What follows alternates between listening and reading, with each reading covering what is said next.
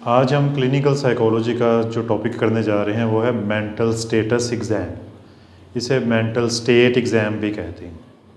Clinical psychology में, clinical practice में, जब आपके क्लिनिक में कोई क्लाइंट आता है तो आप उसका एक एग्ज़ाम लेते हैं, एक एग्ज़ामिनेशन से उसे गुजारते हैं। आप उसे एग्ज़ामिन करेंगे, कुछ यहाँ पे हम तफसील करेंगे कि एग्ज़ामिन कैसे किया जा सकता है।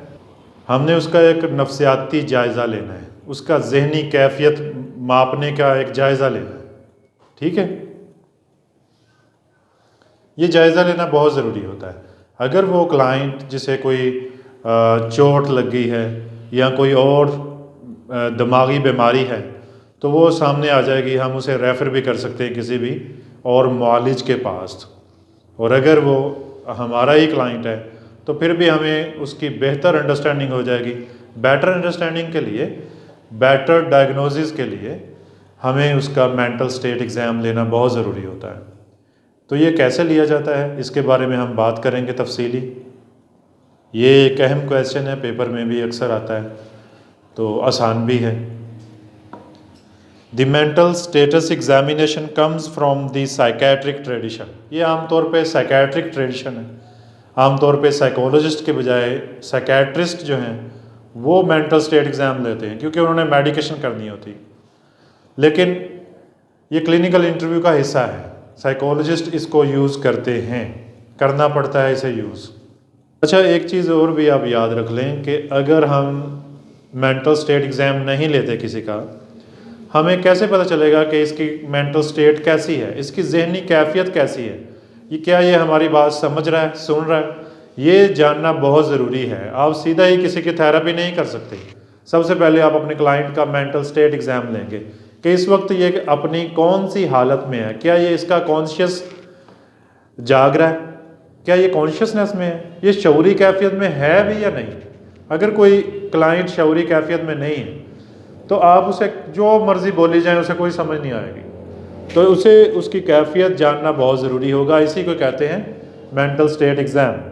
Although usually described as a type of interview. इसे आमतौर पे इंटरव्यू की ही एक टाइप समझा जाता है। ये थ्रू आउट क्लिनिकल इंटरव्यू जारी रहता है। जब आप किसी भी क्लाइंट का क्लिनिकल इंटरव्यू लेते हैं तो आप उस पर एक गहरी नज़र रखते हैं, आप उसे ऑब्ज़र्व करते रहते हैं थ्रू आउट इंटरव्यू कि अपनी कौन सी मेंटल स्टेट में है, इसकी जहनी कैफियत अब कैसी है। आप अपने क्लाइंट की जहनी कैफियत को बदलते हुए परखते हैं। मेंटल स्टेट एग्ज़ाम लेने में कुछ पॉइंट्स हैं। सबसे पहला पॉइंट होगा जनरल अपीयरेंस एंड बिहेवियर। सबसे पहला जो हम चेक करेंगे अपने क्लाइंट में वो है जनरल अपीयरेंस एंड बिहेवियर, कि आम तौर पे वो दिख कैसा रहा है, उसका उठना बैठना, उसके इशारे कनाए, उसके जेस्चर्स, उसके फेशियल एक्सप्रेशंस, ठीक है, उसके पर्सनल हाइजीन, उसका सफाई सुथराई है या नहीं है, ये सारी चीज़ों का जायज़ा लेंगे हम। In this section the clinician may comment upon a gait, posture, dress, gestures, personal hygiene and level of activity of the client. इसमें हम उससे ऐसे क्वेश्चंस पूछेंगे जो हमें इसका जवाब देंगे कि इसकी चाल डाल कैसी है, इसकी हालत कैसी है, पोस्चर कैसा है इसका, हिफ्ज़ान सेहत के असूलों पे ये पूरा उतर रहा है या नहीं, अपनी सफाई सुथराई का ख्याल इसने रखा है तो कितने दर्जे का रखा है। हम मुख्तलिफ क्वेश्चंस करके जायज़ा ले लेंगे। इसके बाद है speech and thought. Is the client speech coherent, does it follow a normal progression. जब आपका क्लाइंट बोलेगा तो आपको पता चल जाएगा कि ये मरबूत लफ्ज़ से लफ्ज़ जुड़ा हुआ है या लंबे पॉजेज ले रहा है, इसका बोलना, इसके ख्यालात की रफ्तार, इसकी ज़ुबान क्या सही साथ दे रही है इसका या लड़खड़ा रही। ठीक है, ड्रग एडिक्शन के पेशेंट्स जो हैं उसका जायज़ा लेते वक्त हम इस चीज़ का इदराक करते हैं, इस चीज़ को बगौर इसका मुशाहदा करते हैं कि ये सुनने समझने की किस सलाहियत में है। क्या अभी हम इससे बात करेंगे तो ये हमारी बात को सुन सकेगा, समझ सकेगा, या हमारी बातें बेकार जाएंगी। इज़ इट स्लो और फास्ट, क्या ये तेज़ी से बोल रहा है या ये धीमा बोल रहा है। और दिस लॉन्ग साइलेंसेस, क्या ये लंबे पॉजेस ले रहा है, खामोशी के लंबे तवील वक्फे कर रहा है। Does the client speech appear pressured, क्या ये ऐसे बोल रहा है जैसे कोई प्रेशर हो इसे। Does it seem that the client is having a difficult time speaking fast enough to express his or her thoughts. क्या ऐसा तो नहीं लग रहा कि उसे अपने माफ़ी ज़मीर को बयान करने में कोई दुश्वारी है, कोई दिक्कत है? क्या इसे कोई प्रेशर तो नहीं महसूस हो रहा? क्या इसे बोलने में किसी किस्म की दिक्कत तो नहीं महसूस हो रही? ये चीज़ें हमने नोट करनी। Does the client use usual words? क्या ये आम तौर पे जो अल्फाज बोले जाते हैं क्या वही इस्तेमाल कर रहा है या उनसे हट के कुछ अल्फाज इस्तेमाल कर रहा है? Is there evidence to of delusional thinking? क्या इसके बोलने में कोई डिल्यूजनल थिंकिंग का तो नहीं एलिमेंट? अब यहाँ पे डिल्यूजन्स की बात हुई है तो आपको पता होना चाहिए what is difference between hallucinations, delusions and illusions. Delusional thoughts क्या होते हैं? डिल्यूजनल थिंकिंग क्या होती है? एक होता है hallucinations, when we perceive things when it is actually not present.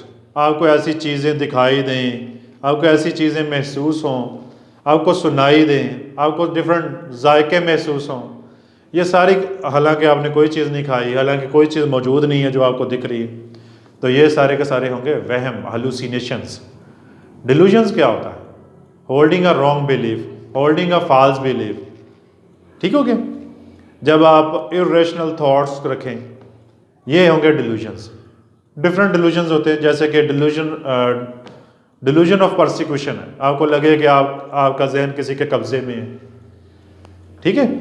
और कौन सा होता है? डिल्यूजनल रेफरेंस है, डिल्यूजन ऑफ रेफरेंस है एक। इसमें क्या होता है? इंसान को लगता है कि उसके खिलाफ कोई साजिश हो रही है। ठीक हो गया?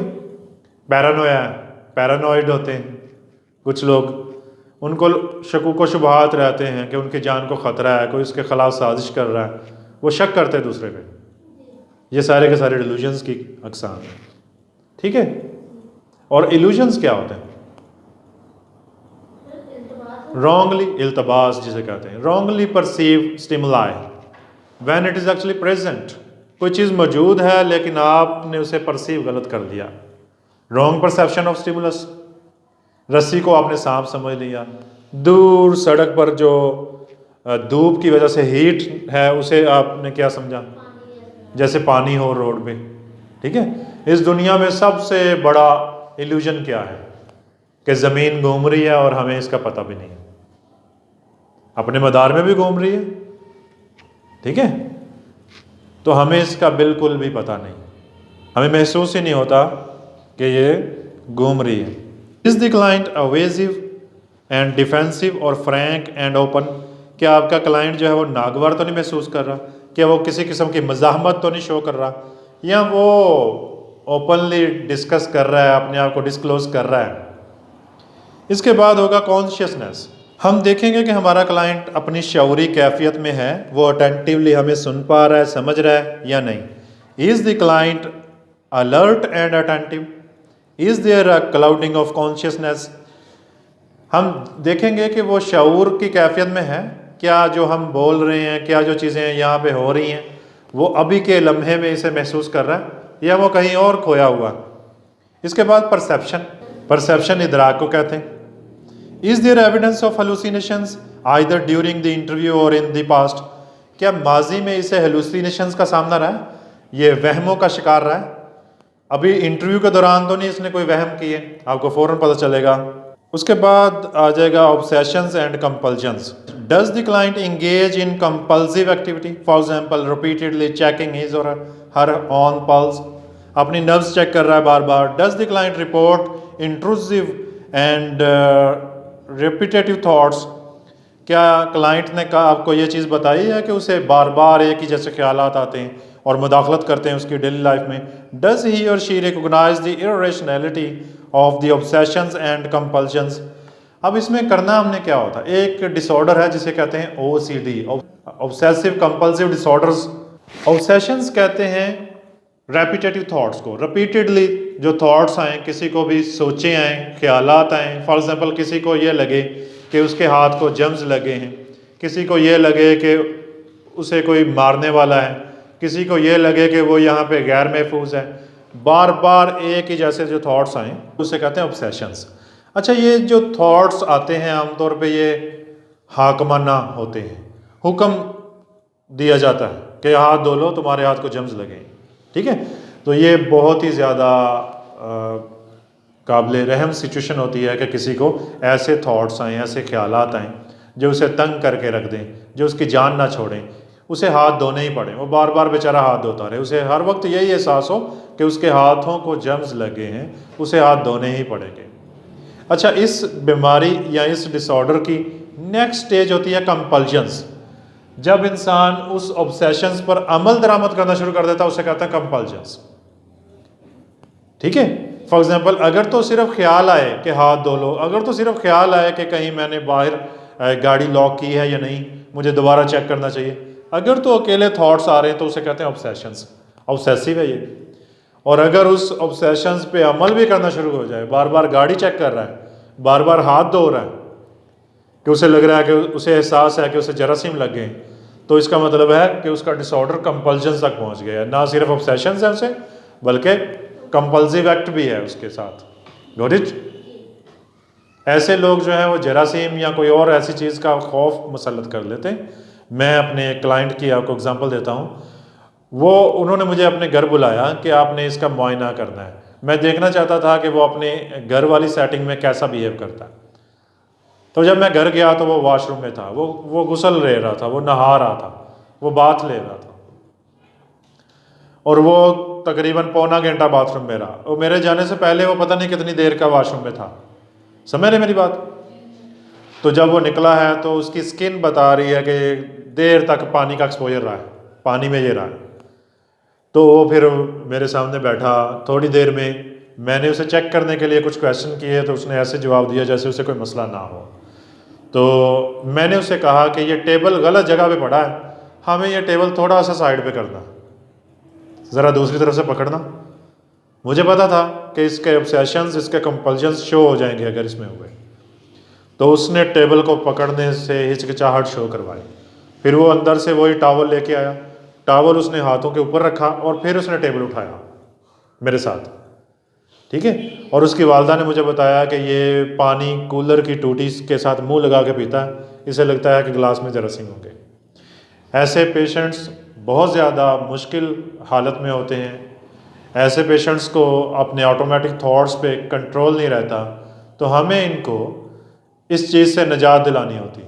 तो मेंटल स्टेट एग्ज़ाम में पता चल जाएगा कि हमारा जो क्लाइंट है वो किस नफ्सियाती बीमारी की तरफ ज़्यादा जा रहा है।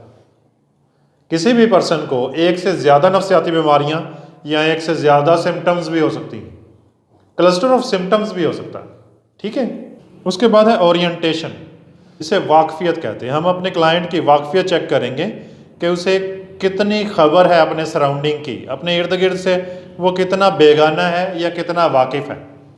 Does the client understand where he or she is.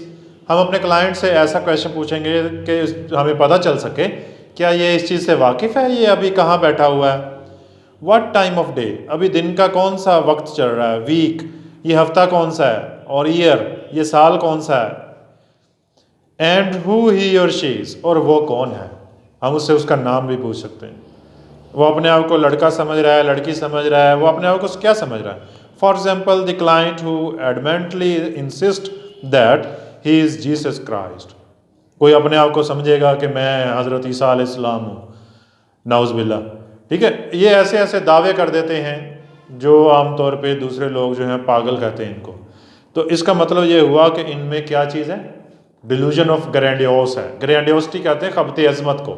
इंसान समझता है कि वो एक अजीम हस्ती है, उसकी फ़लाँ से मुलाकात हुई, वो ऐसी बातें करता है जैसे वो कोई पहुंची हुई सरकार हो, कोई ऐसा बुज़ुर्ग हो, कोई ऐसा इंसान हो जो बहुत ही अहम है। वो अपने आप को ये चीज़ बताता है। वो साइकोलॉजिस्ट को भी वो कह सकता है कि ये भी कोई, वो फौरी तौर पे वो कह देगा कि मैं फ़लाँ चीज़ हूँ और ये साइकोलॉजिस्ट आप फ़लाँ चीज़ है। हमारी यहाँ डिबेट चल रही है। ठीक हो गया।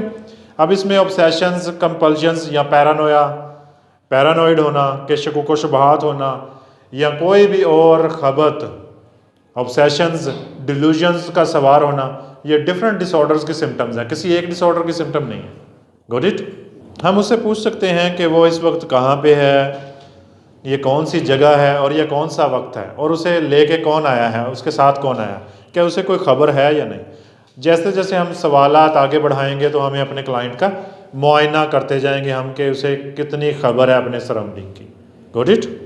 मेमोरी, हम उसकी याददाश्त चेक करेंगे, क्या इसे माजी करीब की चीज़ें पता है, क्या इसे माजी बाइद की चीज़ें पता है, क्या इसे जो हालिया चीज़ें हैं उनका पता है। Can the client accurately account events from the distant past, माजी करीब की चीज़ें इसे पता है। Where he or she is was born, वो कहाँ पे पैदा हुआ था या कहाँ पे पैदा हुई थी। द नेम्स ऑफ पेरेंट्स, उसके वालिदैन के नाम क्या है, एंड सो ऑन। ऐसे ही दीगर क्वेश्चंस हम पूछेंगे, हम उसकी चेक करेंगे कि इसकी मेमोरी कौन सी, शॉर्ट टर्म मेमोरी कैसी है, लॉन्ग टर्म मेमोरी कैसी है, रिसेंट मेमोरी कैसी है। Recent memory is assessed by inquiries about the client's knowledge of current events, हम उससे हालिया वाक़यात पूछेंगे, ठीक है।